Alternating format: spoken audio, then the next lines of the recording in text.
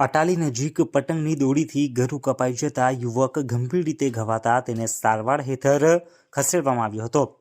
ઇજાગ્રસ્તને તાત્કાલિક સારવાર માટે ભરૂચની સિવિલ હોસ્પિટલમાં ખસેડવામાં આવ્યો હતો.